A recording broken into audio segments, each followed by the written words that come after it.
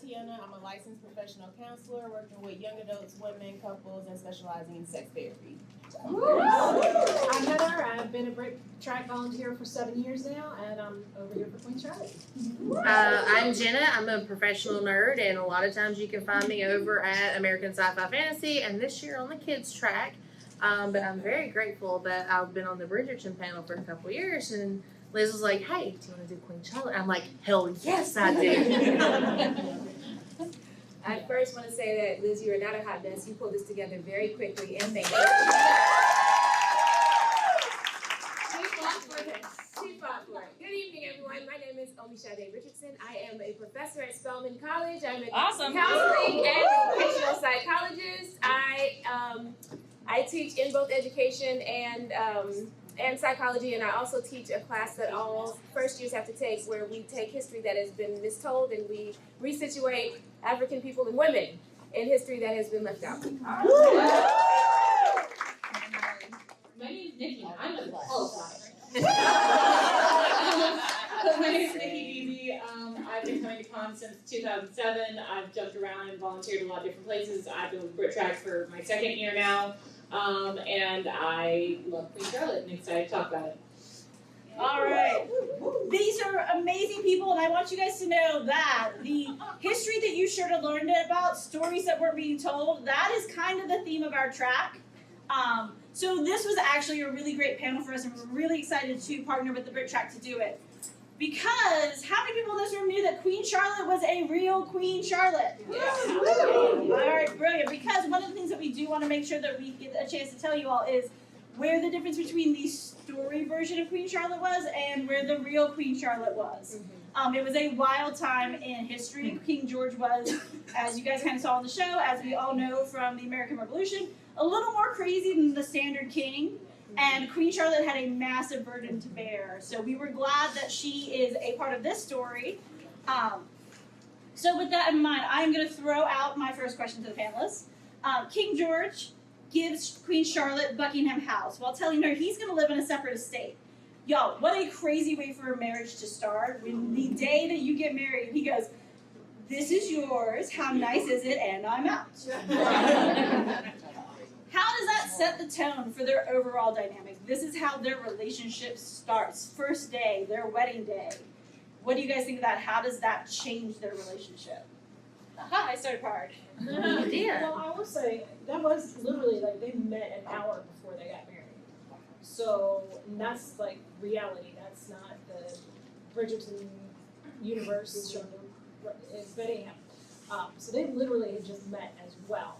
So I can only imagine. I mean, she had certain expectations, and he was like, "Peace out," and I just can't imagine, because I mean, I think that would have just been. I mean, like was unfortunately a woman's primary goal was to bear children, and the one thing that was going to make that happen was not happening, and that must have been. I can't imagine. Inside that, she also spoke German. She did not speak English when she married him.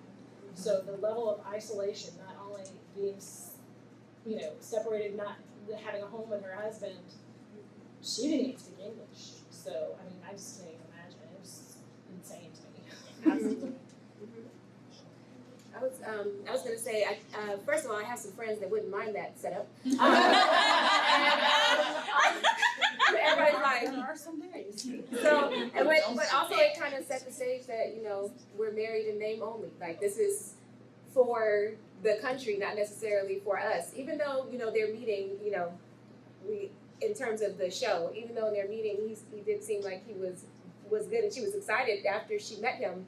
But it kind of, I think it set the tone for, like, I don't really want you. Like, I'll be over here, and, So it was just kind of like a name only, and you over there. And I think he was positive that it was for the best, because he didn't want his secret found out. Like, that was, and also because his mother wanted him to keep that secret too.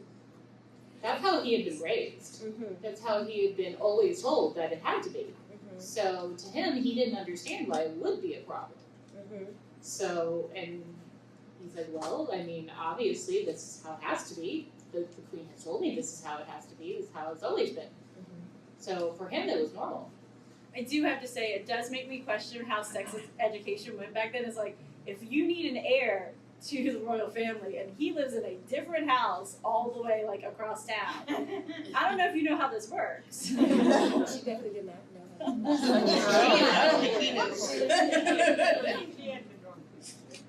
And one thing that I wanted to ask you guys in addition, so the thing that's interesting, right? King George was positive he was doing the right thing. He had no question about his decision because as he saw it, he was absolutely correct. And I kind of feel, was that a little parallel to possibly sometimes how more modern relationships go, where the guy's like, no, I'm totally right. This is the right thing. There's no way that's wrong.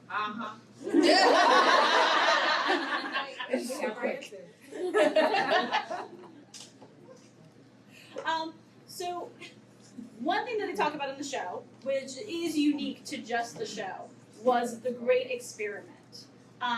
If you guys could tell me what you think that was and how you think that changed this version of British society. Tatiana, I'm going to start with you. So the Great Experiment was giving people of color land, status, and a name. And in this version, it showed them growing, but also the difficulties that they had in figuring out, does this last? And I think the big thing was that Charlotte was unaware, and it was because of Lady Danbury that she brought her into the fold of like, we need you to do more so that we can keep this. Awesome. Anybody else? Because the Great Experiment, it gave them land, name, and title, but only in name. Like, it didn't give them the privileges. Right, and it's like later on in the series when they are talking about it, Lady Danbury was like, you know, I have this title right now, but will my children when my husband dies? But they weren't born into that title, so it didn't necessarily pass to their heir. Yeah, so it was the mixing of the races just kind of, again, in name only, but not, they weren't a part of the time. Like, they didn't want them as a full part of society, but they gave them space. They were like space adjacent. Well, and her husband couldn't join the hunts. Right. So it's like, well, you've given us the thing, but you really haven't. Right. And how was that weird that they, as we learned with Lady Danbury, like, she had a title. She wasn't just it wasn't somebody random. She's like, I come from Yes. this family I have established. Yes, like I had money before I got married. This is, you know. So it's so interesting. I know one of the things that you see, this is where alternate history is different than regular history, right? She did a great job of showing in Queen Charlotte, you change one element and the repercussions are amazing and shocking. And in reality, like, this was set up for one generation with no promise that it would keep going. So that kind of, to shift our focus a little bit, how did the relationship between the king and the queen's men, their individual persons, affect? Oh, that was good. How did that affect the relationship between the queen and the king? If you guys don't remember, I don't know if you all have recently watched the show again, but these people were the people that stood behind and closest to Queen Charlotte and closest to King George.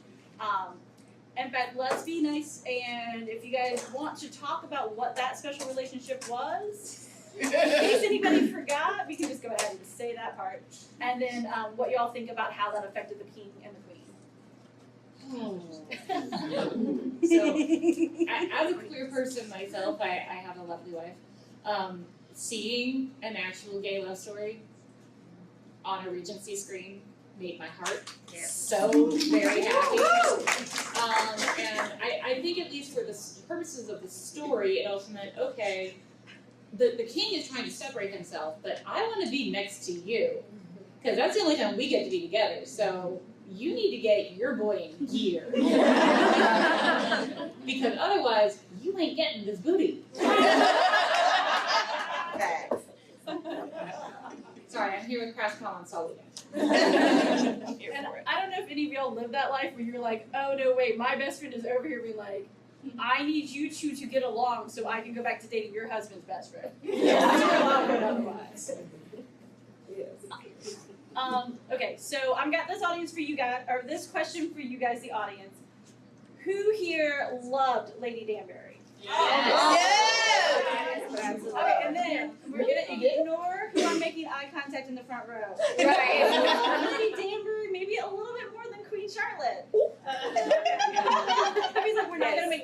him So, Wait, so Lady Danbury was Queen Charlotte's first confidant.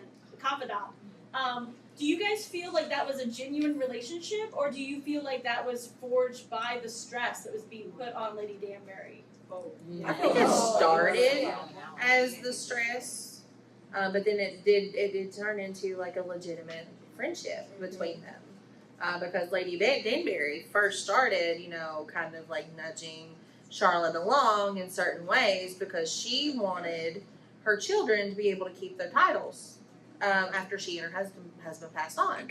And to do that, she needed to kind of get close to the queen and kind of whisper some things in her ear, like I was going to say villain, but it's not a villain, I promise. But that's what came to my head right now, little whispering. She actually kind of held back, I thought. She was kind of holding back because she did have a genuine friendship with Queen Charlotte and she didn't want to abuse that.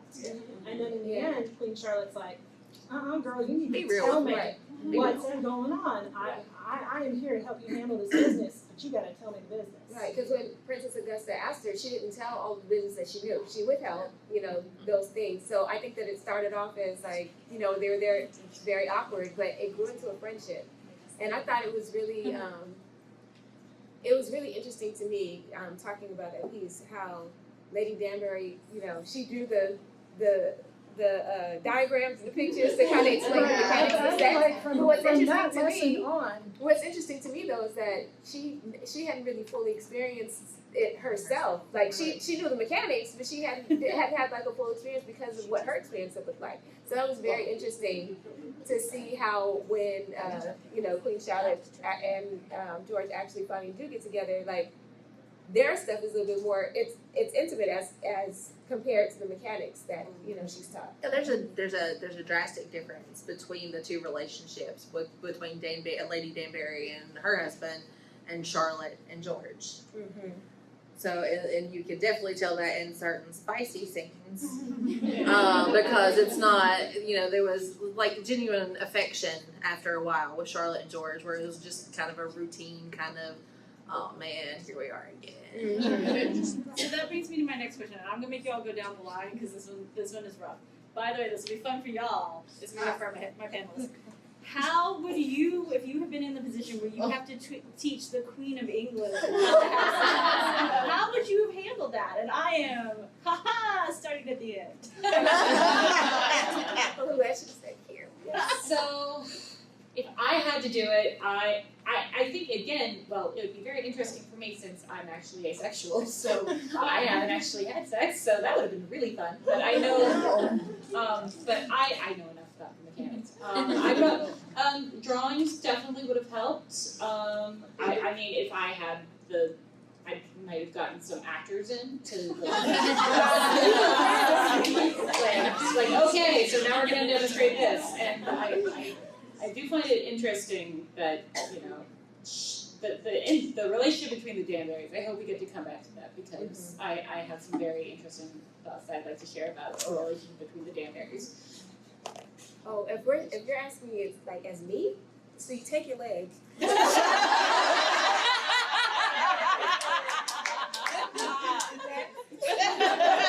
go.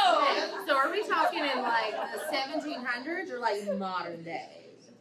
Which way do you feel like you'd be more comfortable tackling? Okay, I'll do both. Okay, if we're talking about the 1700s, I'll take her to a brothel.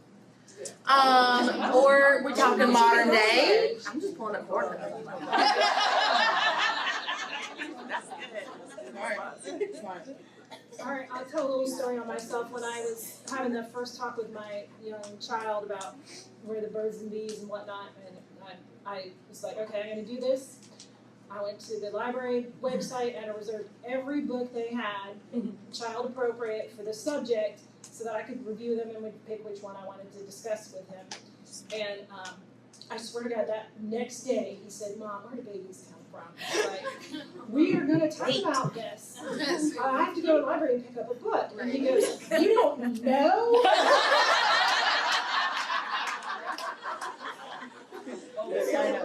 I even get the library books. There we go. it would have been Pornhub for today, and then back then it's let's bring in some of the workers and let's act it out. Yeah. So I love that that's the answer because there was that available. But could you imagine these stories that would have come out of like, y'all would not believe what happened to guys today? Y'all ain't heard about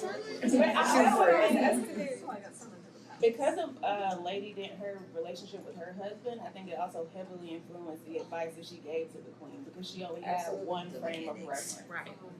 So I think this is something you guys have mentioned it already. So let's go ahead and dive into. We see an idealized relationship between Charlotte and George. We see the best kind of love when they finally get there. But Lady Danbury did not have that in her life, and the show did not mince words on that. What do you guys think about that relationship? And what do you guys think about how that affects how Lady Danbury sees the world and love in general? I'm gonna start at the end again. So I actually, she's very antagonistic toward Lord Danbury, but at the same time, I think she understands him, and she understands the world he came from, and she at least can have. Yes, I don't like having sex with you. I don't like pushing out your giant babies. but you've given me a decent life. For as much as you can, you treat me with respect, you respect my opinions, you let me run the house the way I want to run it, and I feel that we actually get to see not a good versus a bad relationship, but an idealized versus a real relationship. Where Charlotte and George is very idealized, where when it's good, it's great, when it's bad, and there's almost no in between. Whereas with Lord and Lady Danbury, we get a real relationship. Like, we're in this together, and you have things you don't like, I have things I don't like, but we're making it work. Well, I don't think that he did respect her opinions, Yeah. because she also had to, when she got called to the palace or to Queen Charlotte's house. She had to explain to him, like, no, this will be good for both of us. I'm going so that I can kind of make a way for us. So she kind of had to, like, get permission in a way and kind of talk him into it being okay. So I do feel like, and then even when at the end, well, not the end, they were walking up to the door. I'm seeing the scene in my head. And she started to speak, and he cut her off. Yeah. So, and she was about to say some good things, and he cut her off. So, I feel like, it was absolutely, she had to marry probably for title and for, wealth, and it was a situation she was pushed into. I don't think she has any idea of what love is. Like, she knows what a relationship is, and this is, you do your duty, and your duty is to have sex with your husband and to have babies, and this is what it looks like, these are the mechanics, but she doesn't even have an understanding that it could be a good thing or it could feel good. And yes, that is a very idealized relationship. There was a lot of chatter on the socials about people upset with the portrayal of Lord Danbury versus the portrayal of George, and people saying that they think Shonda hates black men because of the way, yes, because of how he was shown. So I think that all that is a very interesting line of conversation too. But I also feel like no, it's a very I don't think like we're making it work, we're in this together. I feel like it was more so like, I'm here because I have to be here and I have to have your babies, and let's make sure that my babies have land and title like this, that all this passes on to them because I have to be in this for a reason. Yes. One of the things, if you remember, when the Danburys had that first ball, she put everything together, and at the end he said, "I'm a success." Yeah. Completely discounted everything she had done. Well, he's a man, so. I'm actually going to ask a question. So that's a thing. Was he just a perfect example of a man of that time? Yes. Who wasn't able to like rise above it. Like, this is who they all were, more or less. If you wanted to What do you caricature. mean by of that time? Thank you. All right, I'm not gonna lie. I thought I was salty. I love you guys. I have my educational background. I have a minor in British history. So I know all kind of the mechanics of, the royal lineage and all of that wonderful stuff. But, you know, in that time, you had a lot of marriages of convenience, and especially, and we're not talking, you know, you look at, in Bridgerton, you've got Violet and Edmund. That was a very rare thing where you got to marry for love. It was always for status and for wealth, and especially with the nobility, the nobles are either going to bring in kind of a, sometimes not even a distant relative, to marry and to kind of keep the line pure and noble, keep money in the family. Exactly. So, you know, with George, with Charlotte being this princess from Germany or Prussia at the time, I think it was. You know, you're having that noble line, but you're also expanding the nobility of the English monarchy, because now you have those ties to Prussia and to farther into Europe. But it ultimately is the same thing, even with Lady Danbury. She came from a well-to-do family where she was from, and yet the man she married was not very well-to-do at all. You know, he very well may have put on airs to her family, saying, you know, I am this well-to-do individual back in England, let me marry your daughter. He could have done it to try to gain those ties in her homeland, to try to be a more formidable player. But it wasn't until Queen Charlotte came to be, well, queen, that he was actually given sort of like the nobility and the title and land that Lady Danbury thought she would be getting to begin with. So this is a word of advice to all y'all. Google be like, you want to date me? You want to talk to me? I'm gonna Google you. You couldn't do it back then, and we should take advantage of it now. Wasn't Lady Danbury promised to him when she was like 3? Yeah. They mentioned on the show she is So this is a raised long-term to be lie, his or he wife lost to his be money free. and she got So it.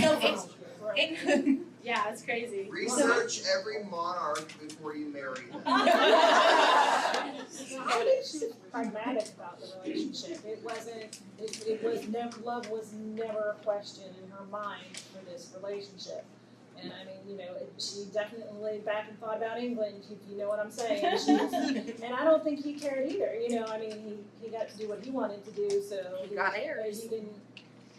You know, he wasn't concerned about her pleasure or her happiness in the least. You know. But would he have been raised to think about that? No, of course not. No. Because Some still, the good ones are. She learned to survive, and I think I didn't even think about it until you mentioned it. His appearance. I wonder if that was so that he could be villainized in a sense. Like, why would you want to kill this man who looks good? Like, he doesn't treat you well, but because appearance could be a thing. So maybe that was part of the air of it all. That he doesn't look good and he doesn't do these nice things. I mean, it was really easy to be like at the end of the day, oh no, he died. I'm not sad. It was like freedom, you know. She went on walks. She was like the best life ever. But I'm sure she was not the only woman of that era who, when their husband died, was like, oh no. Very well. exactly. I'm going to throw out one more Lady Danbury question. And we're going to go back to Queen Charlotte and King George, but one last one. So we met Lady Danbury in the very beginning of Bridgerton. Like that was where the story started in the beginning. How do you guys see that we've taken who she was in the earlier days and makes it make sense for where season 1 introduced us to her? That was a convoluted question. You tried this again. So, the younger Lady Danbury, we see that her trials, her tribulations, which is funny because we've learned about that now after we already knew her in the beginning. And we saw that she was canny and clever and honestly not particularly invested in the love side of everything. Was invested in making sure that things stayed on track. How do you guys think that she went from the young widow Danbury to the matron that she became? They're all like, yeah, this is still worse. No, I think she was keeping it all together, man. She was still being very pragmatic and trying to, you know, keep the family house in order all along, you know, whether it was as a young woman or an older woman, you know, she was trying to get all the ducks in the row and keep everything moving forward. And so I think she always had an eye for moving things forward and keeping herself and her family in good outstanding. I thought it was very sweet. It's kind of like I did like the story with Lady Bridgerton, and I'm like, of being a woman of a certain age and just, actually still having thoughts about sex. I'm like, you never see a woman of that age ever think about sex or even be remotely sexual. And The Hollywood side, they're like, here's the deal. We go, you're hot, you're young, it's fun, and now you're grandma. You're like, yeah. So like grandma got to like actually have feelings, which was kind of nice to see. But yeah, I think she's just. I mean, it is definitely an evolution and a maturity that she comes to, but it definitely like that drive forward is always there for her. I think seeing her and Queen Charlotte gave context to how she thinks and why she is the way she is, and you see that empathy she had for her husband. You can see that in how she engages with everyone else and helps them along and can understand like when they're coming from a dark place and help them out of it. But I think also her tryst that she had with Lord Danbury. I mean, not Lord Danbury, Lord Bridgerton. She. I mean. Y'all know what I mean. Violet Dad, thank you. I think that also kind of gave her some perspective, that helped her to feel something on the other side. And then now specifically when we go back to Bridgerton and she's, helping with the matchmaking side of things, it's like, she's clear that that match can lead to love or it can lead to, so she's clear that there's more of a range of things. So, I think that actually kind of helped to balance her out and move to where she was. And I think the timing of that tryst was very well timed because she hadn't known a marriage with sex that could feel good. And then all of a sudden she had a friend who she's talking about intimate details with, probably for the first time in her life, and she's being told, no, it can feel good, it should feel good.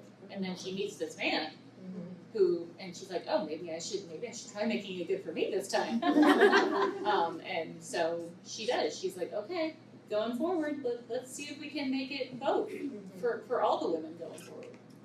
Absolutely. All right. So back to King George. We've already talked about the fact that King George was raised with a very set of expectations. Why do you guys think that King George hides his illness? Like, let's talk about that because that, even the show hid it for the first 5 episodes. They never showed it until we got to halfway through the season. What are y'all's thoughts? Heather, I'm going to start with you. All right. Well, I think it was probably very typical at the time. I don't think that mental health issues were addressed publicly at all. And then you're the king. Oh my God. And they mentioned something about him potentially being violent. So I think he also thought he was protecting her by not being with her. And because he could kind of have those flips and having an orgasm can kind of cause some blood to flow away from your brain, and maybe make him more vulnerable or think that he might be more likely to fall into that state and possibly become violent with her. So they kind of mentioned that. By the way, I just learned a thing. I did not put those two things together. I'm like, oh, whoopsie. Wait. Yeah. We'll explain it later. Someone's gonna draw. We can draw the diagrams. Yeah. Just get a whiteboard over And here. I'll tell you where the lid goes. It goes up, I remember that. Good job, okay? Insert slot A. There will be a slot quiz later.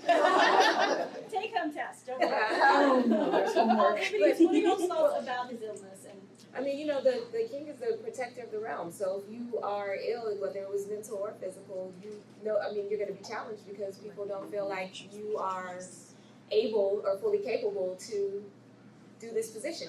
He couldn't even go to meetings, So because nobody knew when he was going to become unstable, so he had to hide it, or else his position was going to be usurped. and this will be a history question. So haha. So given it's so easy to forget when we look at this Victorian society and they have all of their rules and their etiquette and their behavior, that where Britain actually came from, like the very earliest days of Britain, their whole country was built off of bloodshed and craziness. Yeah. And Incest. Whoa. Cough, cough. Inbred, cough, cough. How much do you think, Jen, how much do you think that actually affected, like, why they were like, we have to hide this? Because if they suspect any weakness, they're going to maybe offer their heads. Yeah, Britain was one of those if I see it, I want it, I'm gonna get it kind of countries. Yeah, and very much so into colonization and yeah. So while you've got the monarchy, and with King George especially, I think they hid it as much because he couldn't show weakness to the enemies. And at this point in time, we are getting ready to enter into a very turbulent time in the UK history, because it's just maybe it's less than 20 years before the Revolutionary War. So with that happen, he can't show weakness, or it's not just losing the country. He could end up losing his life if the wrong people found out about. Right, it's such a crazy idea because everything's so glossed over. Everything's like, oh, it's so polite, it's so friendly, and it's like underneath is a threat that is not even really a secret. So when it came to George's sense of events, we see most of this through Charlotte's eyes, and then there's one episode where we get to see it all through George's eyes. How different was George's sense of how things worked, and how his interactions with Charlotte from that first day on, how they were just completely different than what Charlotte was experiencing? Well, I think that happens in all relationships. I mean, Right here, the truth. 2 sides to every story. Right. 3 sides. 3 sides. 3 sides. That's Yours, right. mine, That's and what the really truth. happened. Yeah. Right. I mean, you bring your emotion, you bring your upbringing, you bring all your knowledge and all that family stuff, and it all comes with you and causes you to perceive things certain ways. That was a very polite way of saying baggage. Yeah. Very long-winded way of saying that. I know from my perspective, seeing how different the events were, it explained why he was so desperate for a cure. But y'all, what do you guys think about what he actually wound up doing to try to fix his illness? I almost couldn't watch those episodes. Yeah. That was I took advantage of technology. I'm like, and I'm gonna check Facebook for like the next 5 minutes because I can't handle this. The torture. And it also shows us as a modern audience just how far medicine has come. Yes. Because, medicine has been like this huge experimental thing to where you may have a fever and yet your doctor will be like, bring the leeches out. And I'm like, no, just go sit in cold water for a little while. But the leeches can eat the hot blood, right? Make it cool. So it's a testament of how medicine, especially mental health, has come over the years, and it's not something you can torture out of someone. It takes time and nurturing to kind of get through this and to really get a breakthrough. I think when it made his symptoms way worse, it exacerbated. I think he could have gone a little longer without going as crazy had they not did everything he did. I think also the doctor's perspective shows how people viewed mental health at that time. Like him telling him, like, you're used to people doing everything for you. You need to bend to the wheel. Like, this is why. That is not why he was going through that. But everything he did was based on that one premise, which is why it never helped him. I really wanted the doctor to like show up in a T-shirt that said "Toughen up, Buttercup." Our queen has to Do you think the doctor potentially had a sadistic vein that he? I thought this audience, do you guys think that maybe that doctor had some issues? That I was so excited when we first met him. He was a whole sociopath. When we first met him, I was like, oh good, he's getting help. And then I found out what kind of help, and I was like, oh. Like, I've seen that actor in other things before, and he's played a pretty convincing person, right? Y'all, I do have a short list of actors I would like to tweet at to come here, so we all know that gentleman is not on that list, just in case he's been typecast. And I think as much as far as medicine has come, there's still gaps in mental health care that I see, and I'm like, so it did feel like, okay, we've come this far, but stuff like that still kind of happens. We don't know It people who do hasn't gas and been- test with pills. My grandmother had electroshock therapy. You know, I mean, and that's not that long ago. Oh, they still You know, do electroshock. Yeah, I mean, I mean, they're so okay. So we are going to talk about one of my positives the moment that I actually like cheered at the TV. What did you guys think about the moment when George turned around and freed that doctor's puppy? And we all love the puppy. I'm so glad you're on that team. What do y'all think about the fact that he turned around and gave that puppy to Queen Charlotte? Go for it. Anyone wants to? I think it was representation like I'm gonna come back to you. I'm gonna set myself free. Or even that, you know, he knew that she would take care of it, just like she took care of him, or, you know, she takes care of him. it was giving her a baby. Yeah. You know, like here's our trial baby. But you guys, Practice. reality is you start with a plant before you go to the puppy. Plant first. But I like how they called it the corgi because we I know some know big people that can't help but plant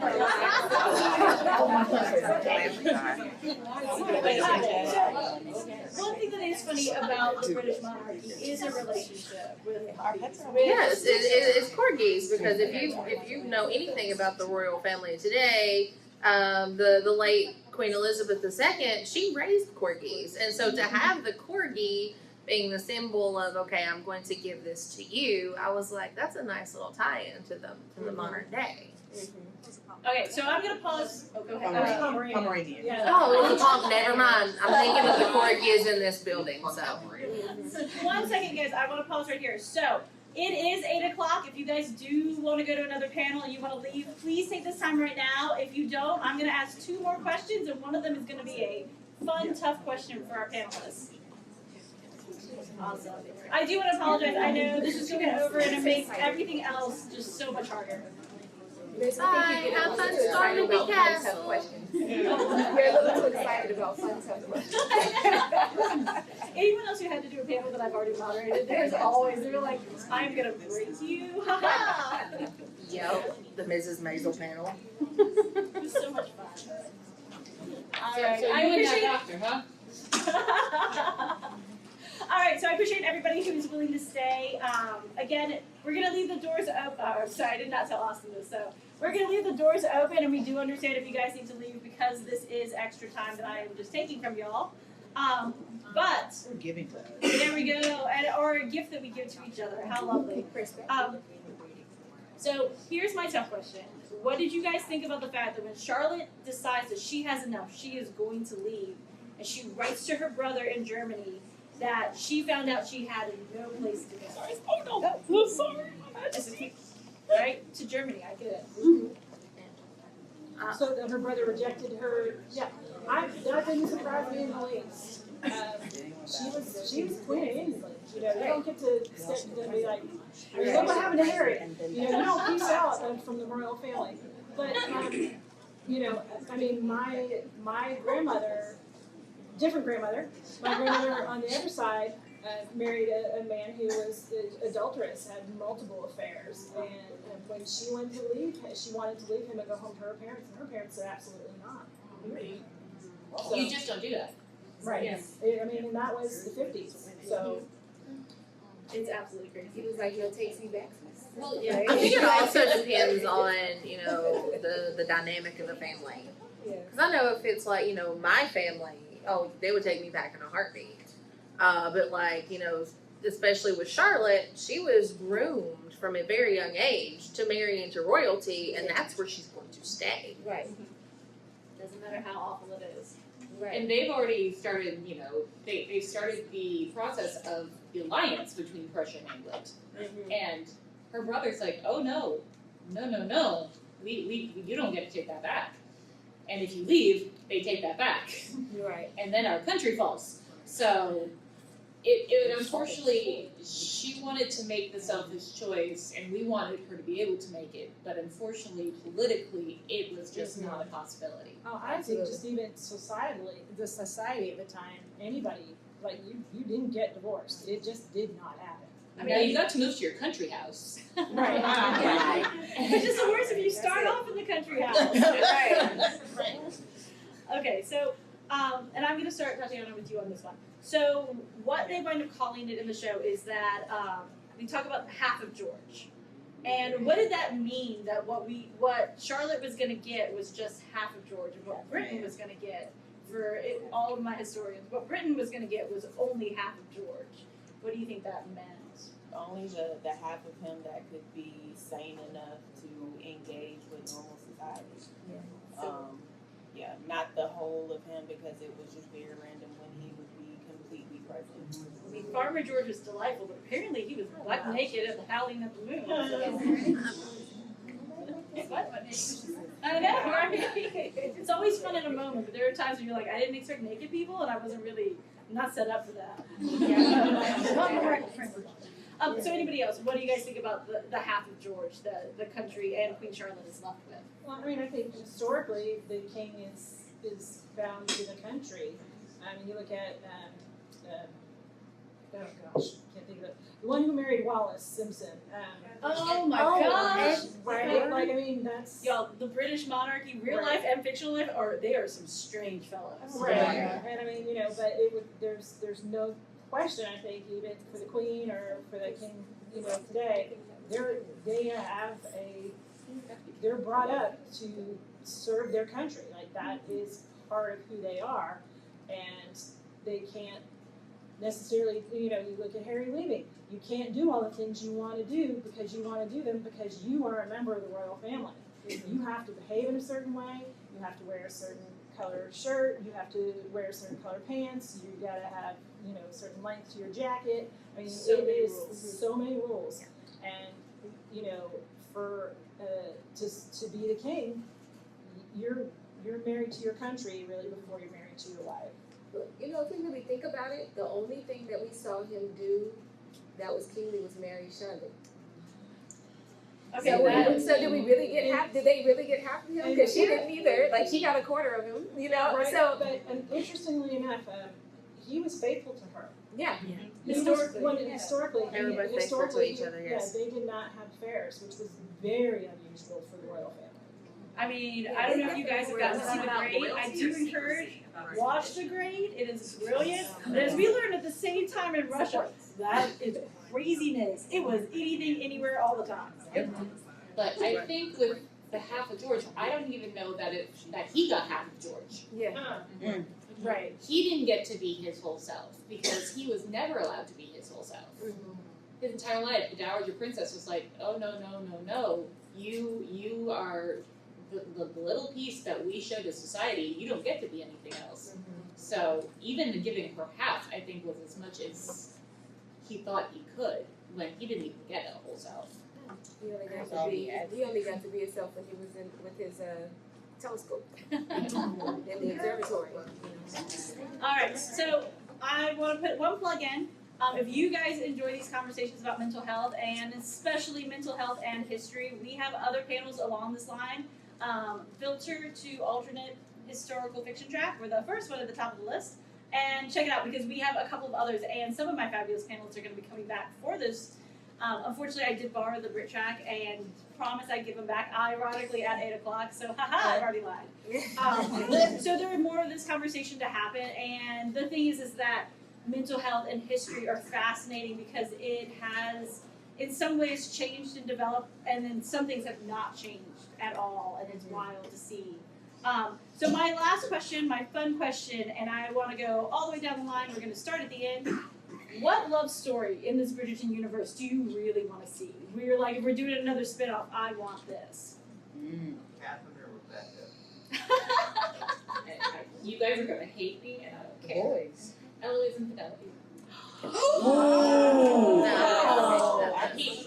People are putting, and they're gonna put Penelope with Colin, and I'm gonna disagree with it, but it's okay. Oh, wow. You know, this is a good question. I've been sitting here trying to think of which one. I don't know. I would like to see Penelope have a love story with whoever it would be, but because she's been so discounted, like I want to see her win. I don't like how people overlook her and move past her. Is it awful if I say I want that ever after moment where in that movie, like they're like, hey, you're a horse, I'm a horse. Yes. What do you mean, Mother? I'm only here for the food. It is. Every time I'm like, I'm gonna set this up and let all my panelists answer equally. I'm like, but there's this thing. Yes. Okay, so if you know what's coming up next with season 3 of Bridgerton, we know that it's going to be Penelope's story. So I'm super excited for that. But the one that I'm really itching for, and I hate that they went out of sequence with the books, is I want to see Benedict and Sophie. I just want to see Sophie. Wait a minute. Oh, yeah. Where are the others? Bridgerton TV show is right, and Sophie's going to show up. I don't think they're gonna be that cool. Yeah. I mean, and be honest, like obviously, if the studios were cool, we would have TV again. So clearly not. Can we bring cable back? Because they Kirk and Benedict so hard, and then they're like, I'm sorry, Heather. Benedict's my favorite brother. They said I haven't read the books, but just she's starting to have these feelings and the idea of a new relationship. So maybe a new relationship for Lady Bridgerton. That would be awesome. That is a woman who deserves to have more than one great love. Yeah. Little baby Hyacinth walking I want around to see on what happens with Brett on Silver. Yeah. I want to know what happens. I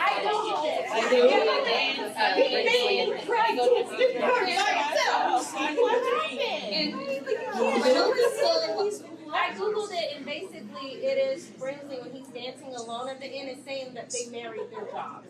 And Wait, Yeah. I did. I googled that as well. But no. I still want to see the in between. Reynolds is still alive at that. He's still alive at Reynolds is that. still alive. Liz, you know what really interesting is that when she looks at him and was like, do you have friends? Like, the fact that she had no clue what his life is like outside of her just shows how, invisible they are to one another. And that's traditional. You don't mingle with the help. And so that for Charlotte to even have any kind of interest in his life was very out of the norm. But she tried to in the beginning when she first got there, and he kept He telling did tell her, her, "This this is is the how way." you do it." I'll be 5 steps And behind I you. think she eventually just stuck to the line. Yes. All right, y'all. I thank you all so much for your extra time. I'm going to leave you with this one. Reality, as we have all learned here now, do not be married to your job. Go out and find your one true love. And if it's the second true love, that's okay too. Say thank